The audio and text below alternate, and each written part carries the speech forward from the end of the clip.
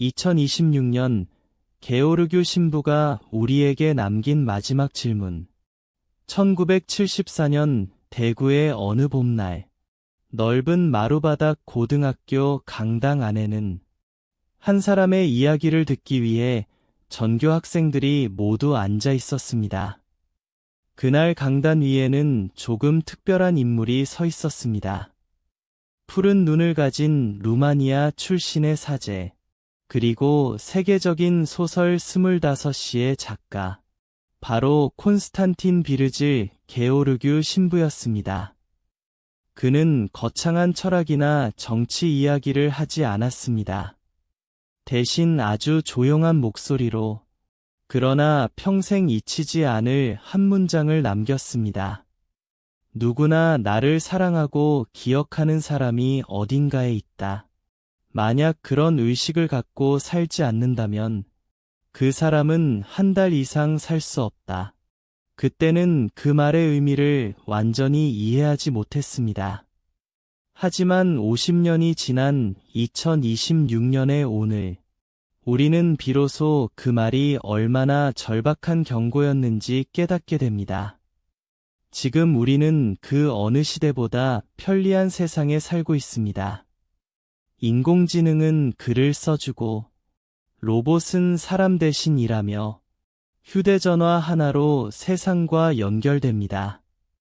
하지만 이상하게도 사람들은 점점 더 외로워졌습니다. 수많은 메시지를 주고받지만, 진심으로 자신의 이름을 불러주는 사람은 줄어들고, 수천 명의 팔로워가 있어도 정작 자신의 슬픔을 알아주는 사람은 없는 시대. 우리는 점점 사람이 아니라 숫자로 평가받기 시작했습니다. 연봉, 성적, 조회수, 좋아요 숫자, 성과 지표, 그리고 알고리즘. 어쩌면 지금의 세상은 게오르규 신부가 오래전 두려워했던 세계와 너무나 닮아 있는지도 모릅니다. 그의 대표작 25시는 단순한 전쟁 소설이 아니었습니다. 그것은 인간이 어떻게 인간이 아닌 존재로 바뀌는가에 대한 절규였습니다. 소설 속 주인공 요한 모리츠는 전쟁 속에서 이름을 잃어버립니다. 그는 더 이상 한 사람의 아버지도 남편도 친구도 아니었습니다. 그저 번호가 적힌 존재, 분류되고 관리되는 대상, 국가와 시스템 속의 부속품이 되었을 뿐입니다. 독일의 공장에서는 빵도 주고 커피도 주었습니다. 굶주림도 없었습니다. 하지만 그는 말합니다. 나는 그곳에서 살 수가 없었다. 왜였을까요? 사람들이 자신을 인간으로 보지 않았기 때문입니다. 그들은 웃음도, 슬픔도, 기억도 있는 사람을 보지 않았습니다. 오직 작동해야 하는 기계의 일부로만 바라봤습니다. 게오르규는 그것이야말로 인간에게 가장 잔인한 폭력이라고 말했습니다. 그리고 2026년에 우리는 어쩌면 또 다른 방식으로 같은 시대를 살아가고 있습니다. 회사에서는 성과로 평가받고, 학교에서는 점수로 존재가 결정되며, SNS에서는 관심의 숫자가 인간의 가치처럼 여겨집니다. 사람들은 말합니다. 쓸모 있는 사람이 되어야 한다. 하지만 게오르규 신부는 정반대의 이야기를 했습니다. 인간은 존재 자체로 이미 존귀하다. 그 이유는 단 하나였습니다. 인간은 세상에 단 한 번만 존재하는 유일한 존재이기 때문입니다. 그 누구도 대신할 수 없는 존재, 하느님조차 똑같이 다시 만들지 않는 존재.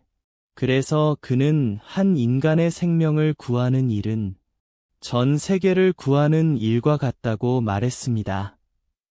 우리는 살아가며 자주 착각합니다. 아무도 나를 기억하지 않는 것 같다. 나는 별로 중요하지 않은 사람 같다. 내가 사라져도 세상은 그대로 돌아갈 것이다. 하지만 정말 그럴까요? 당신이 무심코 건넨 따뜻한 한마디 때문에 오늘 하루를 버틴 사람이 있을지도 모릅니다. 당신의 전화 한 통을 기다리며 외로운 밤을 견디는 사람이 있을지도 모릅니다. 당신이 존재한다는 사실 하나만으로 삶의 의미를 붙들고 있는 사람도 어딘가에는 분명 있습니다.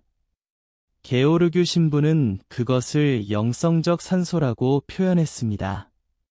사람은 사랑받고 있다는 의식 없이는 영혼이 질식해간다는 것입니다.